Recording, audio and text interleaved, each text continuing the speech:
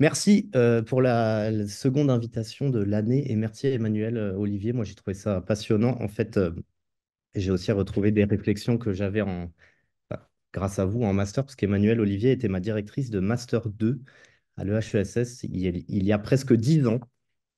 J'étais en train de calculer et ça fait presque 10 ans. Voilà. Alors, moi, je vais parler du live, de la question de la musique live, et proposer une ontologie du live sur Internet. Alors, deux, trois mots sur l'ontologie. L'ontologie est une enquête sur la nature d'un objet de manière très générale. En musique, l'ontologie répond à des questions comme qu'est-ce qu'une œuvre musicale? Qu'est-ce qui différencie une œuvre d'une performance musicale? Quels sont les différents types d'œuvres qui existent? Musique écrite, musique orale, musique enregistrée, etc. Ah, il faut tourner la caméra.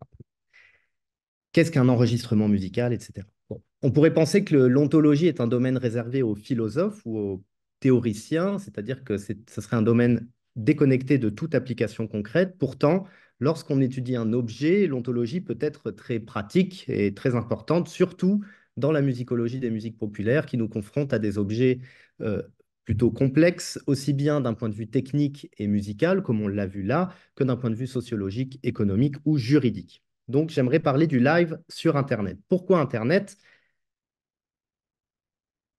Car, selon un rapport du Syndicat national de l'édition phonographique de 2022, le net a évidemment transformé les pratiques musicales et renouvelé les façons d'apprécier la musique. Selon ce rapport, on observe deux choses. D'une part, le fait que le streaming musical représente aujourd'hui le premier mode d'écoute, la première source de découverte d'artistes chez les jeunes de 14 à 25 ans, de 16 à 24 ans, pardon, bien devant la radio et le bouche à oreille. D'autre part, parce qu'avec Internet, l'hybridation entre la musique et l'image est devenue indispensable à la réussite de tout projet musical. Et les chiffres attestent dans ce rapport du succès marqué de contenus vidéo dont une grande majorité se trouve sur YouTube. Dans ce contexte de plateformisation de la musique, on a pu voir certains formats de réalisation connaître un nouveau souffle créatif, notamment les clips. Il y a un numéro de la revue Volume, la revue des musiques populaires, qui est dédié aux clips, mais également des vidéos musicales dites live sur des chaînes dédiées comme la Blogothèque, Colors, Tiny Desk, So Far Sounds, Boiler Room, etc. Enfin, on observe un développement exponentiel des pratiques de live stream depuis le confinement de mars 2020, d'abord à l'initiative des artistes eux-mêmes sur leurs réseaux sociaux, puis par l'intermédiaire d'un certain nombre de sociétés de production, de salles de concert, etc. Alors le live avait du succès bien avant l'existence d'Internet, puisque depuis le développement de la radio au début du XXe siècle, la performance live, par opposition à la performance enregistrée, est présentée comme la vraie musique, comme l'alpha et l'oméga de l'expérience musicale authentique. Il y a un livre classique là-dessus, qui est le livre de Paul Auslander en 1999. Néanmoins, quand bien même le succès du live existe depuis au moins le développement de la radio, Internet a tout de même changé la donne, puisque sur Internet, on peut performer à distance, on peut interagir facilement avec l'artiste, on peut créer des formats bien plus diversifiés que ceux de la télé ou de la radio. Bref, Internet a bouleversé les configurations et les normes établies, de telle sorte qu'il existe de nouveaux et nombreux avatars du live sur Internet. Quels sont ces nouveaux avatars? Quelles sont leurs spécificités? Et quelles sont les nouveautés introduites par ce média particulier qui est Internet dans le monde du live? Je vais essayer de dresser un petit panorama des pratiques existantes dans l'objectif de répondre à une question voilà, qui ne pourra pas être traitée juste dans les limites de cette conférence-là, mais qui est de savoir si ce que le live change par rapport à des modalités plus, entre guillemets, traditionnelles ou classiques de la performance musicale, en chair et en os, dans une salle de concert, on va dire. Est-ce que le live sur Internet est moins interactif, par exemple? Est-ce qu'il est moins vivant, comme on peut le dire parfois, qu'une performance entre guillemets réelle? Voilà, c'est des questions, des enjeux qui m'intéressent dans mon travail. Alors, premier point, un peu d'ontologie rapide. Lorsqu'on s'interroge sur l'ontologie d'un objet musical, il faut définir un minimum les termes. La première chose, c'est le concept de live musical. Alors, derrière son apparence de clarté, le concept de live est plutôt ambivalent. Voilà, l'ontologie, ça commence souvent comme ça. Donc, on met en avant l'ambivalence d'un concept, c'est-à-dire le fait qu'il y a plusieurs sens de ce concept-là. Pourquoi? Parce que le live renvoie d'une part à un certain type d'événement, un événement performatif, donc c'est-à-dire une performance, un concert, une représentation musicale, peu importe les noms qu'on lui donne. Et cet événement implique une coprésence physique dans un lieu et dans un moment donné d'un artiste et d'un public. En ce sens-là, le live, c'est un événement qui n'est pas fait pour perdurer dans le temps. C'est un événement au sens événementiel, éphémère du terme. D'autre part, live peut désigner un certain type d'œuvre musicale. C'est-à-dire, par exemple, un album live, le Köln Concert de Keith Jarrett, une captation de concert rediffusée à la télévision ou une live session, le concert à emporter d'Alicia Keys de la Blogothèque, qui utilise des techniques de montage très élaborées. Donc, ces choses-là, on les appelle des œuvres plutôt que des performances parce qu'elles perdurent dans le temps. Elles peuvent être reproduites, réécoutées dans une multiplicité de contextes. Elles n'ont pas le caractère, on peut dire, ici et maintenant de la performance. Alors, pourquoi cette distinction est importante? Parce que le terme live peut désigner aussi bien un événement performatif à proprement parler qu'une œuvre enregistrée. Or, œuvre et performance ne se construisent pas de la même façon, n'impliquent pas les mêmes médiations et ne s'apprécient pas de la même façon.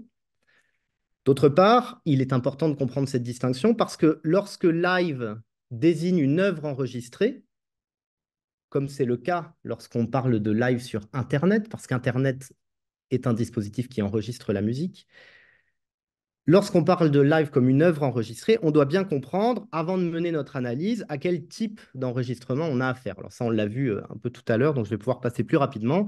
Il existe différents types d'enregistrement. Je vous donne une référence bien connue à Strasbourg, donc ce livre d'Alessandro et Pierre-Emmanuel Lefay sur l'enregistrement musical.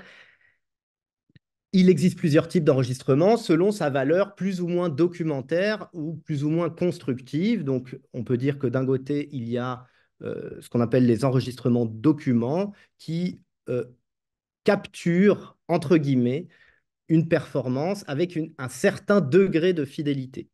Ça fait beaucoup de conditionnels. Ça veut dire que même dans un enregistrement document, la plupart du temps, il y a des technologies de production euh, en place et donc un certain degré de construction. Je vous donne trois références, je ne développe pas, voilà, d'ethnomusicologues ou spécialistes des popular music studies qui, donc le premier étudie la musique pow-wow nord-amérindienne, le second, la tradition de musique à cordes de Cap-Breton au Canada. Et la troisième, Sue Miller, qui est anglaise et qui étudie la charanga et la musique cubaine, euh, qui s'interroge sur la façon de capturer voilà, euh, une performance avec un certain degré de fidélité, mais dans un studio. Ça, c'est l'enregistrement document. Et de l'autre côté, il y a ce qu'on peut appeler un enregistrement construction, un enregistrement constructif, où là, l'enregistrement, donc l'œuvre qui est produite, résulte d'une manipulation de plusieurs couches et d'une superposition de plusieurs couches successives issues d'une pluralité de sources, comme on l'a vu tout à l'heure, des instruments, euh, voilà, des instruments, mais également des appareils électroniques, des effets de studio, du bruit ambiant, des images animées, etc. Donc diverses couches qui se superposent et divers procédés de mixage. C'est-à-dire que l'enregistrement constructif ne capture pas une performance, mais plutôt la produit. Il y a 1000 exemples de ça. Un que j'ai en tête, c'est la chanson Now and Then des Beatles. Peut-être vous en avez entendu parler, qui est sortie l'année dernière. Donc, qui était une composition de John Lennon, qui a été reproduite avec la voix de John Lennon insérée dans l'enregistrement grâce à l'intelligence artificielle et avec un clip qui a été réalisé par Peter Jackson, le réalisateur du Seigneur des Anneaux et de tout un tas d'autres choses. Voilà, donc quelque chose qui est une pure construction de studio, puisque John Lennon est décédé il y a déjà bien longtemps, on le sait. Alors, en réalité, évidemment, voilà, les différents types d'enregistrement aussi entre ces deux grandes catégories que sont enregistrement document et enregistrement construction. Pour résumer, être live, ça peut vouloir dire plusieurs choses. D'une part, être live, ça peut vouloir dire être une performance musicale, mais pas seulement. Un live, ça peut désigner une œuvre enregistrée. D'autre part, c'est également très important, une œuvre enregistrée peut posséder une certaine esthétique live à différents degrés. C'est-à-dire que euh, une œuvre enregistrée peut sonner live même si elle n'est pas réellement une performance live. Il y a quand on fait un enregistrement en studio, on peut choisir pour certains styles musicaux ou pour certains albums d'avoir une esthétique plus ou moins live, c'est-à-dire qui a une sonorité qu'on peut associer plus facilement à une performance, qui pose la question de qu'est-ce que c'est qu'une esthétique live, quelles sont les propriétés esthétiques de sonner live, qu'est-ce que ça veut dire, etc. Tout ça est très intéressant et un certain nombre d'ouvrages en parlent. J'en donne un sur un ouvrage de Paul Sandon qui résume un peu bien toutes ces questions-là.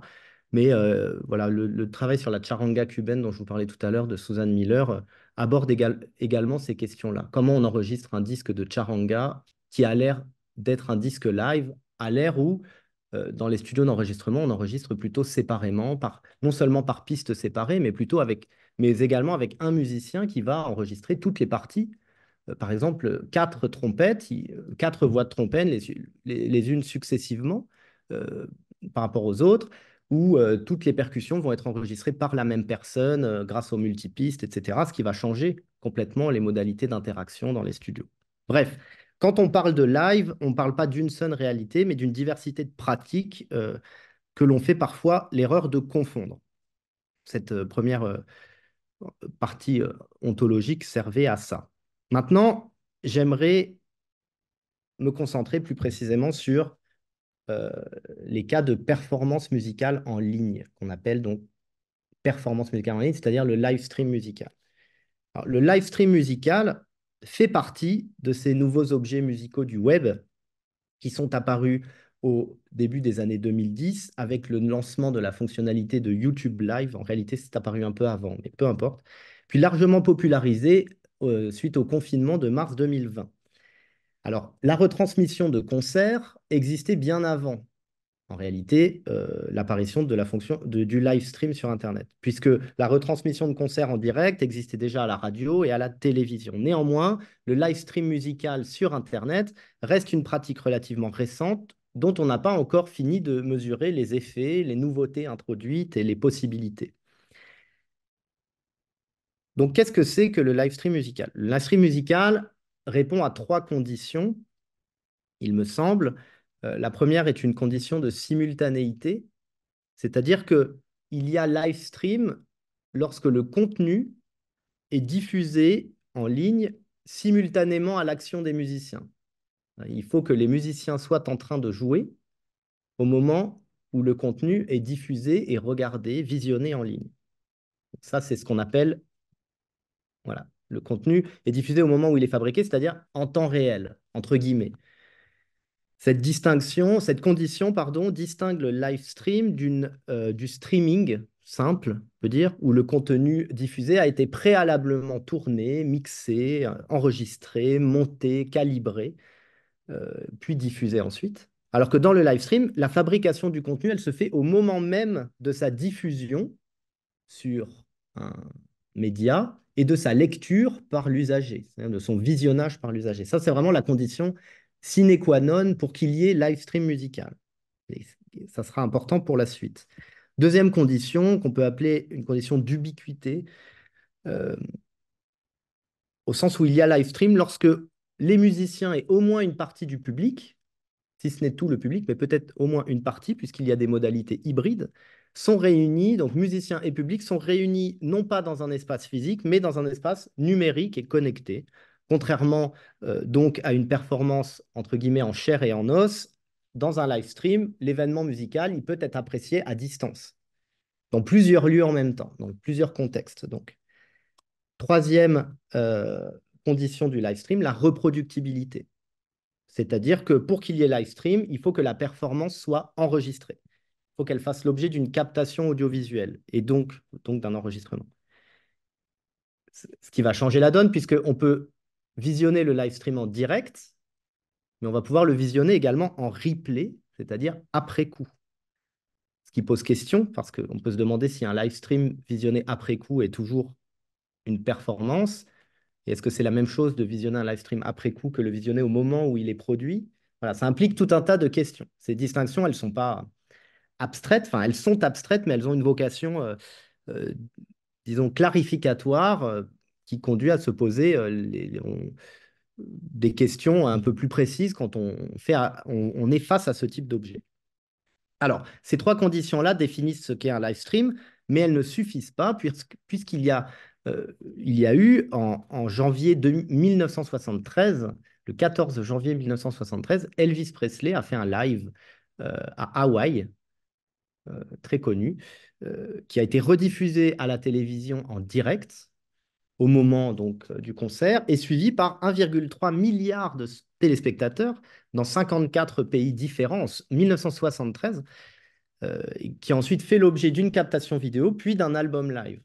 Donc, ça ne suffit pas pour comprendre, ces trois conditions ne suffisent pas pour comprendre la spécificité du live stream sur Internet, puisque le concert d'Elvis Presley les remplissait déjà. Donc, pour comprendre les nouveautés du live stream, il faut s'arrêter sur le média particulier, son moyen de diffusion particulier, qui est Internet. Alors, pourquoi Internet est différent et introduit de nouvelles possibilités par rapport à d'autres médias comme la radio ou la télévision? D'une part, Internet permet une plus grande interactivité. C'est-à-dire que sur Internet, on peut commenter, partager, republier, suivre un compte, converser en temps réel avec les producteurs de contenu à travers un chat, etc. C'est-à-dire que Internet favorise une nouvelle inclusion du public dans la démarche de l'artiste. C'est important puisque l'interaction dans un live stream est bien plus importante finalement que dans une situation performative classique, entre guillemets, puisque l'artiste peut jouer à la demande certains morceaux, il peut même devenir davantage animateur de communauté que seulement musicien. Je prends le cas de Big Flo et Oli qui font beaucoup d'interventions sur Twitch, la plateforme qui était initialement réservée à la rediffusion de jeux vidéo, de parties de jeux vidéo, et qui est devenu un acteur, entre guillemets, musical important ces 3, 4, 5 dernières années. Donc, interactivité accrue grâce à Internet. Deuxièmement, une accessibilité plus importante, non seulement en termes de réception, qu'en termes de création de contenu. En termes de réception, parce que sur Internet, on peut visionner un contenu sans restriction géographique, ni même sans restriction langagière, puisque YouTube possède une fonction de traduction automatique qui est de plus en plus performante, et donc la circulation est très rapide. Accessibilité accrue également pour les créateurs de contenu, puisque quand on crée du contenu sur Internet, les nombres d'intermédiaires est drastiquement réduit par rapport à ce qu'il était dans le cas de la radio ou de la télévision. Donc, on peut se filmer chez soi avec un matériel très basique, euh, et se filmer surtout dans tous les types de situations, c'est-à-dire en répétition, en studio, en coulisses, dans sa vie privée, situations qui deviennent de plus en plus importantes dans la vie d'un musicien en 2024, quoi. Dernière possibilité introduite par Internet, un renforcement de la créativité, puisque contrairement à la radio ou à la télévision, où les formats sont plus standardisés, Internet permet de publier une grande diversité de contenus, plus ou moins courts, plus ou moins longs. Alors, ce qui permet de s'adapter à une diversité de situations et d'objectifs. Je fais une distinction entre deux grandes catégories. D'un côté, épilogue des Daft Punk, dont on a parlé, dont Sébastien Lebré parlait dans un groupe de travail sur la musique et Internet. Euh, Bref, il y a un article qui va sortir là-dessus de la vidéo épilogue des Daft Punk, qui est une vidéo promotionnelle qui servait à annoncer la séparation du groupe. Et puis de l'autre côté, on a les formats, les shorts ou les réels sur Instagram, qui sont des formats extrêmement courts, qui deviennent des formats très importants dans la musique. Donc, là, on a une diversité de formats et de contenus qui n'étaient pas possibles à la télévision, finalement. En tout cas, qui n'étaient pas d'usage à la télévision. Donc voilà, pour les spécificités, donc, des caractérisations générales du live stream. En résumé, la spécificité du live stream est liée à son moyen de diffusion, Internet, qui produit de nouvelles façons de réaliser une performance musicale. Première chose importante. Deuxième chose importante, il me semble, bien avoir en tête que le live stream implique qu'il y ait une simultanéité de la performance. Et donc, il y a une coprésence de l'artiste et du public, même si cette coprésence se situe dans un espace virtuel et pas un espace, je veux dire, physique. Alors c'est important parce que cette condition de simultanéité distingue les live streams d'autres types de formats. Par exemple, peut-être vous connaissez les concerts d'une société qui s'appelle So Far Sounds, des concerts secrets dans des lieux insolites. C'est comme ça qu'ils vendent le projet, ou les concerts à emporter de la blogothèque, voilà, qui ont commencé au milieu des années 2010, qui sont devenus très importants. Enfin, j'ai cité tout à l'heure le concert de la live session d'Alicia Keys.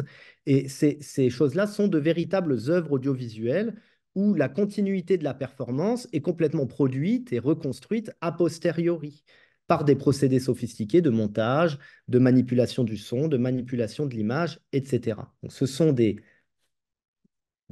œuvres qui possèdent un certain degré de liveness, d'esthétique live, mais qui ne sont pas des performances musicales à proprement parler. Ce sont, on peut dire, des clips musicaux d'une nouvelle sorte, des nouveaux clips musicaux, des live sessions. Alors, maintenant, voilà, je vais ralentir un peu à ce moment-là. Les différents types, les différentes pratiques existantes de live stream aujourd'hui. Alors, au-delà des caractérisations générales que j'ai essayé de fournir, il existe une pluralité de pratiques selon le mode de production des enregistrements, puisque ce qui est important quand on a affaire à un enregistrement, c'est de regarder quel a été le type de construction. Est-ce que c'est un enregistrement live? Est-ce que c'est un enregistrement de studio? Et si c'est un enregistrement en studio, quelle est l'esthétique recherchée, etc. Donc, vu qu'il existe différents types d'enregistrements, il existe différents types de live stream. Et donc, on peut distinguer ces différents types selon le degré de construction qui a été utilisé. Il me semble que voilà, dans le paysage musical actuel, on peut distinguer trois grandes façons de faire des live streams musicaux. La première façon, c'est ce qu'on peut appeler le live stream à la maison. Alors, c'est des noms que j'ai donnés moi-même. Certains sont meilleurs que d'autres. Mais bon. Le live stream à la maison, c'est un live stream Covid, on peut dire. C'est le live stream réalisé avec des moyens volontairement limités qui n'utilise quasiment aucune, voire aucune technique de manipulation du son en post-production. Alors ça a été popularisé au printemps 2020 pendant le confinement avec des artistes très différents, de M à Renaud Capuçon, au pianiste cubain Chucho Valdés, à Chris Martin, le chanteur de Coldplay, etc., etc.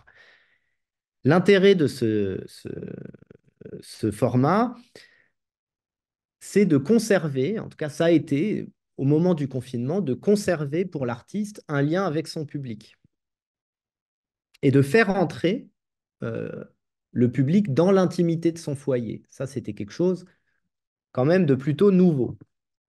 Faire entrer l'artiste dans l'intimité de son foyer et de sa vie quotidienne. C'est très important aujourd'hui, les artistes, pour réussir dans la musique, euh, euh, en tout cas on peut dire dans les musiques populaires de masse. Voilà, il faut se montrer en dehors de notre musique. Il faut se montrer dans notre vie quotidienne, à travers les réseaux sociaux. Il faut faire entrer son public dans sa vie quotidienne et apporter à sa communauté des informations sur ce qu'on fait en dehors de notre pratique musicale. Et ce live stream à la maison a permis ça. Ce sentiment d'intimité ou d'authenticité, on peut dire, entre guillemets, parce que voilà, est lié aux modalités même de ce type de vidéo, puisque la qualité de son est souvent artisanale dans les live streams à la maison. Les situations sont souvent informelles. On peut jouer dans sa chambre, sur son canapé, dans son lit. Voilà. Et on a l'impression, lorsqu'on est observateur, euh, d'accéder à une forme de transparence de la performance, loin de l'artifice des scènes professionnelles et de l'industrie musicale. Ça, c'est le sentiment qu'un certain nombre d'entre nous ont eu de voir les personnes, voilà, typiquement le chanteur de Coldplay qui joue à la pause ou à l'ouverture du Super Bowl aux États-Unis et qui là, tout d'un coup, apparaît devant son piano dans sa maison en train de jouer une chanson. Donc on a l'impression d'accéder à une performance transparente de live stream. Et ce type de live stream s'est développé après le Covid. S'est développé sous différentes formes, à travers de nouveaux publics ce qui est intéressant, je crois, est de nouvelles formes d'interaction, notamment à travers Twitch, le réseau social Twitch. Twitch, qui était donc initialement destiné à retransmettre, en tout cas utilisé pour retransmettre des parties de jeux vidéo, commentées en ligne par les gamers, etc., et qui est devenu une plateforme utilisée dans le monde de la musique, ce qui est important parce que ça permet d'intégrer un public qui peut-être n'allait pas voir des concerts ou peut-être écouter de la musique, mais voilà, d'une forme plutôt marginale, etc. Et là, qui commence à suivre des musiciens qui animent des sessions d'une heure, 2 heures, 3 heures sur Twitch, qui parlent de tout et de rien, qui de temps en temps insèrent un peu de musique, etc. Donc ça permet d'intégrer un nouveau public qui va devenir un acteur aussi économique de l'industrie musicale. D'un point de vue ontologique, ce type de live stream à la maison pose la question du rôle qui est joué par l'enregistrement et par la technologie, puisqu'il me semble intéressant que d'un côté, on a une médiation de l'enregistrement, il y a un enregistrement, mais cette médiation-là a vocation à se faire oublier. C'est-à-dire que tout est fait pour qu'on oublie que voilà, le musicien a choisi à un moment donné, dans une certaine pièce, une certaine configuration, donc il y a une certaine construction derrière tout ça, il a choisi de faire oublier la médiation de l'enregistrement. euh, et on accède à une performance musicale qui est captée de façon simple avec un téléphone ou un ordinateur, faisant l'objet donc d'aucune post-production. De l'autre côté, ce qui est intéressant, voilà, c'est vraiment le fait qu'à travers ça, il y a quand même une construction, puisqu'il n'existe pas de captation brute d'une performance musicale, une captation sans médiation, dépourvue de toute construction, ça n'existe pas. Donc l'exemple que j'ai pour illustrer ça, c'est M, qui a fait donc des goûters concerts pendant le Covid. Euh, voilà, donc on le voit dans trois situations différentes. Les goûters-concerts de M et de la famille Chédid, donc avec ses filles, sa femme, des cousins, des oncles, voilà, qui venaient jouer chez lui dans différents lieux. Évidemment, ce genre d'événement est travaillé en amont, il est réfléchi, surtout pour un artiste de cette envergure là, il est mis en scène, on peut dire, pour générer un sentiment de proximité. Il n'est pas purement, authentiquement à la maison, on peut dire. Donc il y a l'illusion d'un concert intimiste, ou en tout cas la perspective d'un concert intimiste qui est fabriqué, et puis accompagné de l'idée que quand on est le public, on se sent suffisamment proche de l'artiste comme si nous-mêmes, on pouvait le filmer avec notre téléphone, comme je filmerais un ami finalement. Ça, c'est voilà, les caractéristiques du live stream à la maison. À côté de ça, on a le live stream que j'appellerais orthodoxe. Orthodoxe parce qu'il se rapproche davantage, il me semble, d'un contexte performatif de salle de concert. Classique, on peut dire. Classique, pas au sens de la musique classique, mais d'un contexte performatif classique, une salle de concert. Ce live stream orthodoxe nécessite des moyens de production plus élevés et un équipement technique bien plus élaboré que le live stream à la maison. Il peut être réalisé avec un public présent dans la salle, mais aussi un public non présent, etc. Le développement de ce type de live stream s'est accéléré à l'initiative des salles de spectacle pendant le Covid, afin de maintenir l'activité de la filière et de donner envie au public de revenir une fois que le confinement, voilà, une fois le confinement terminé, de revenir en présentiel dans les salles de concert. Mais il a continué à se développer bien après le confinement, ce qui a conduit un certain nombre de lieux et de salles de concert à s'équiper de matériel dédié à la captation et à la rediffusion en direct. L'accès au visionnage de la performance à distance peut être gratuit ou payant, et donc permet de générer des recettes, etc. Donc, il y a des chaînes qui se sont spécialisées dans cette pratique, comme Arte Concert et la chaîne Culture Box. Ici, le but recherché est également une forme de reproduction fidèle, entre guillemets, de l'atmosphère et de l'expérience d'un concert en salle à travers plusieurs angles de vue, une image et un son de qualité. Alors, ce qui est important de souligner, je pense, c'est que ce type de captation-là n'est pas des plus créatifs de manière générale, bien que, de l'autre côté, il est quand même pas dépourvu de toute construction et de toute créativité. D'une part, parce que la multiplication des caméras, des angles de vue, permet de cadrer sur le visage des musiciens et de capter des expressions qui seraient plus difficiles à capter selon sa place dans la salle de concert, dans une situation concert classique, quoi. Donc il y a des choix de réalisation derrière, tout de même. De l'autre côté, le public n'a pas accès au son de manière uniforme, comme ce serait le cas dans une salle de concert, puisque la qualité du son qui est entendu dépend du moyen de diffusion. C'est pas la même chose d'écouter un live Arte Concert sur son téléphone, sur un ordinateur, sur un système de diffusion de son plus élaboré, etc. Bref.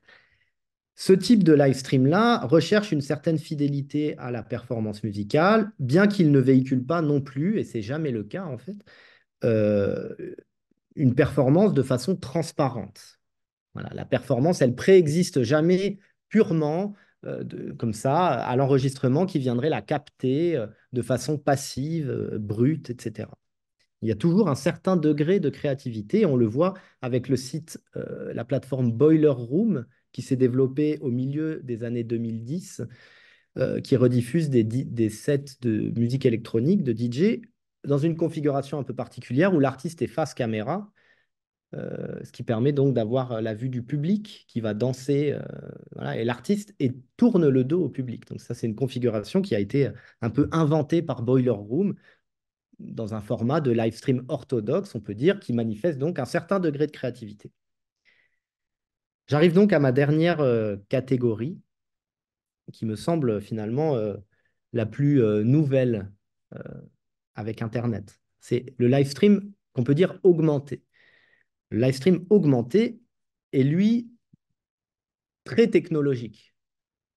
Il est fondé sur des expérimentations de plus en plus poussées, interactives et immersives, qui cherchent euh, explicitement à dépasser l'expérience d'un concert physique, qui cherchent à dépasser l'expérience d'un concert physique. Ce type de live stream-là se distingue nettement des deux précédents, puisque ici, la notion de fidélité à la performance n'est plus présente. Il est... Le but du live stream ici n'est pas de capturer une performance ou d'avoir une certaine fidélité à un contexte de concert. C'est pour ça que ça me semble intéressant. Pour le dire autrement, ce type de live stream-là n'a plus rien d'un enregistrement document et tout d'un enregistrement constructif. Alors, voilà, je vais détailler un peu plus.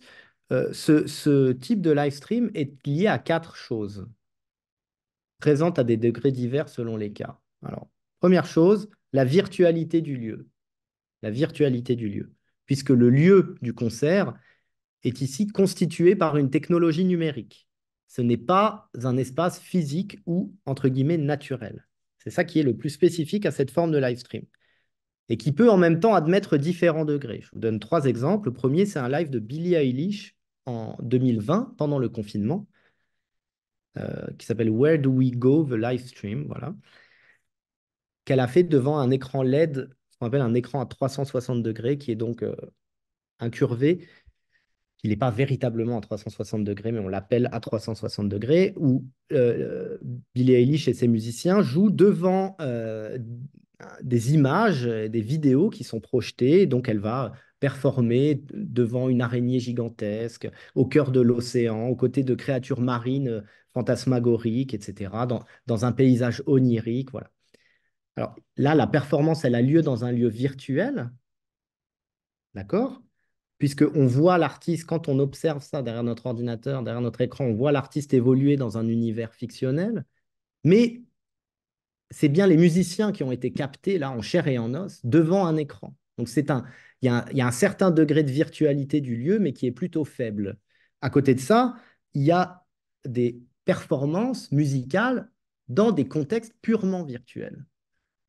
L'exemple que je donne, c'est des performances musicales dans le jeu vidéo Fortnite, qui se sont développées également pendant le confinement de 2020 avec un artiste, un rappeur américain qui s'appelle Travis Scott. Puis après, on en a eu plein. Ariana Grande, en France, Aya Nakamura, par exemple, qui a fait des millions et des millions et des millions de vues. Je crois que, je n'ai pas les chiffres Travis Scott, je pense que c'est plus de 40 millions de spectateurs qui ont assisté à son live.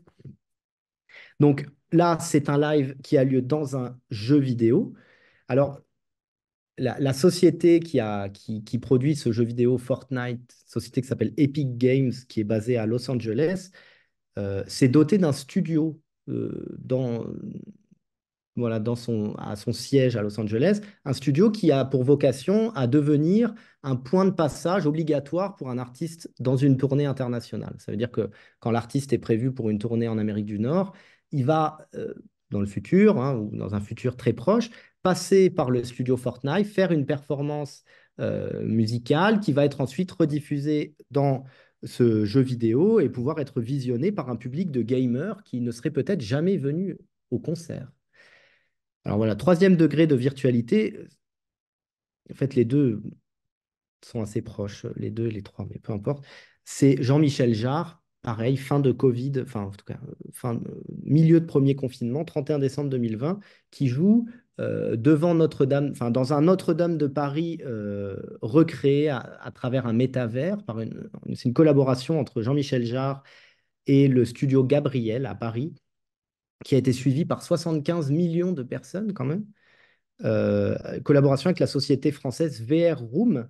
Donc là, c'est Jean-Michel Jarre qui se produit dans un studio avec une technologie qui permet de rediffuser en temps réel ses mouvements dans un métavers, dans un univers virtuel.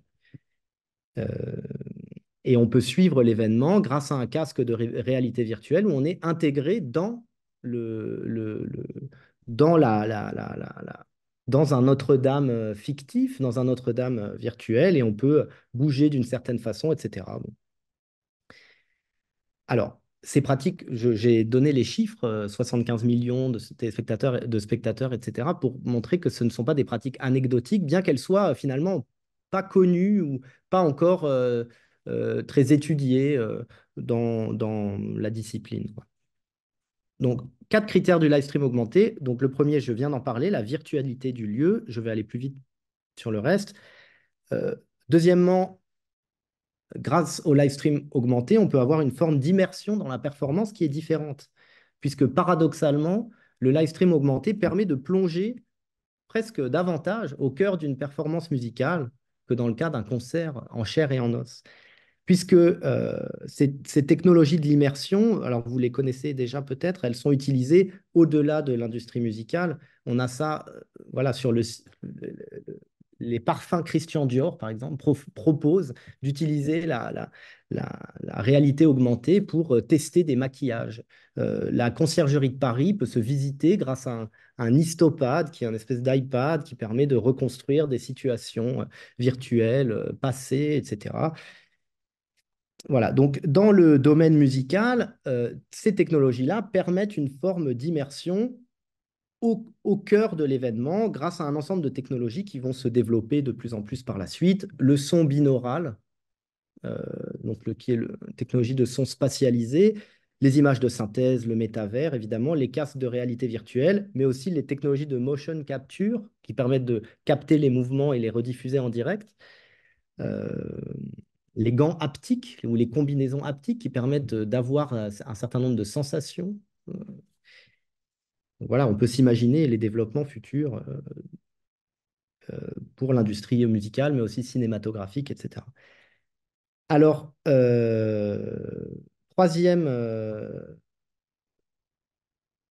critère, l'interaction qui est euh, bien augmentée encore par rapport au live stream, au type de live stream dont j'ai parlé précédemment, donc augmenter bien au-delà du chat, puisque là, on peut vraiment interagir presque physiquement. Parce que dans Fortnite, quand on suit le concert de Aya Nakamura, on peut donc Aya Nakamura vole dans les airs en train de faire sa performance musicale et on peut la suivre, tourner autour de Jean-Michel Jarre lorsqu'il est sur scène, partager tout ça dans un univers virtuel. Voilà, on peut avoir des interactions qui ne sont pas existantes à travers un chat, évidemment pas à travers un contexte performatif classique. Quatrième. Ah oui, voilà. Et ce qui est important là-dedans, c'est que le public devient a une autre caractéristique que le public de concert traditionnel et devient presque un joueur, puisque ces modèles de concert augmentés sont calqués sur le modèle du jeu vidéo. Alors là, il y a vraiment voilà, une redéfinition de qu'est-ce qu'un public de musique, non seulement économique, parce qu'on peut s'imaginer la manne financière conquérir le public des gamers qui n'auraient pas forcément payé pour un concert, mais qui pourraient payer pour un concert d'Aya Nakamura dans Fortnite, fois 75 millions de personnes qui pourraient payer, on peut s'imaginer ce que ça peut générer comme économie derrière. Voilà, donc moi, ce qui m'intéresse, ce qui est important dans ce type de live stream, c'est vraiment le jeu. Puis enfin, la personnalisation de l'expérience, puisque on peut choisir de participer de différentes façons à la performance musicale. Et ce qui est valorisé, ce qui est vendu euh, dans ces live streams-là, c'est la notion d'expérience. Voilà, on n'est pas là pour la musique, on est là pour vivre une expérience particulière autour de la musique, mais une expérience qui dépasse les limites du corps physique habituel, puisqu'on est dans un espace virtuel.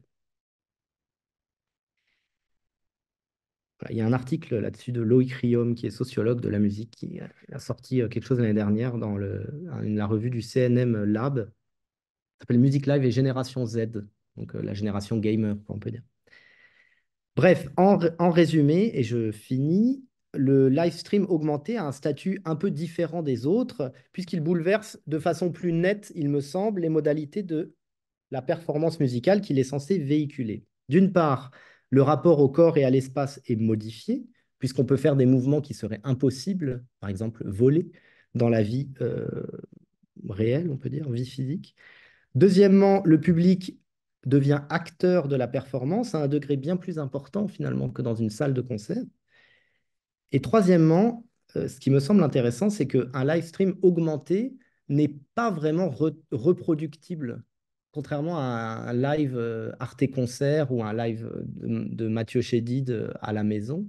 Euh, Revisionner le concert de Jean-Michel Jarre n'est pas très intéressant. On peut le faire sur YouTube, mais c'est pas très intéressant parce que ce qui est important, c'est de participer à l'expérience du live stream dans cet univers virtuel, etc. Donc, on pourrait en un sens dire, en un sens un peu tordu, mais en un sens quand même, je trouve que le live stream augmenté est le plus événementiel des live streams musicaux, euh, puisque il ne peut se vivre que dans l'événement, c'est-à-dire dans le moment présent où il se réalise. Il ne peut se vivre qu'en temps réel. C'est une performance musicale fois deux, quoi. Alors, pour conclure, voilà, j'ai essayé de dresser un panorama déconnecté, on peut dire, d'une situation ou d'un terrain concret. Pourquoi? Parce qu'il me semble que déjà, quand on s'intéresse à ce type d'objet musical, il faut comprendre euh, en quoi il est différent des autres, qu'est-ce qui fait spécifiquement qu'il est différent des autres, et qu'est-ce qu'il introduit comme nouveauté. Pour ensuite revenir, donc la nouveauté, voilà, pour revenir à une question initiale qui m'intéresse en fait, qui est, est-ce que le live sur Internet est, comme on peut parfois l'entendre, une menace pour la musique live réelle, la musique live en chair et en os? Est-ce qu'il est moins vivant? Est-ce qu'il est moins exclusif? Est-ce qu'il menace le caractère irremplaçable de la performance musicale? Est-ce qu'après tout, il était quand même mieux d'être là quand Elvis a joué à Hawaï que de le regarder sur Internet? Et il me semble avoir pointé du doigt, sans avoir essayé enfin, sans avoir répondu à cette question, mais il me semble avoir pointé du doigt la créativité quand même de ces nouvelles façons de performer en ligne et la façon dont elles permettent de réinventer certains traits caractéristiques de la performance musicale, notamment l'interactivité, de lui donner de nouvelles modalités possibles. Euh, et voilà, ce qui reste maintenant à faire, et ce que j'aimerais faire, c'est d'utiliser certains éléments de ce panorama pour s'intéresser à un terrain concret. Moi, je travaille sur les musiques latines là, maintenant, donc j'ai un projet de recherche sur la salsa new-yorkaise, quoi, qui est une musique qui manifeste un degré d'interactivité en live important et dont le passage dans le studio d'enregistrement va modifier certaines caractéristiques de son esthétique live, voilà, dont le passage dans le studio va modifier certaines caractéristiques de son esthétique live. Et il me semble que c'est ça qui devient intéressant maintenant d'étudier. Qu'est-ce qui se passe quand on prend une musique très live et qu'on doit l'enregistrer dans un studio, à l'heure où, dans un studio, on a une personne qui enregistre les quatre instruments en multipiste et qui doit interagir avec une piste qu'il a dans l'oreille, et pas avec une personne réelle qui est à côté de lui, puisque la personne avec qui il interagit, c'est souvent lui-même qui a enregistré l'autre percussion. Alors, voilà, je m'arrête là. Merci.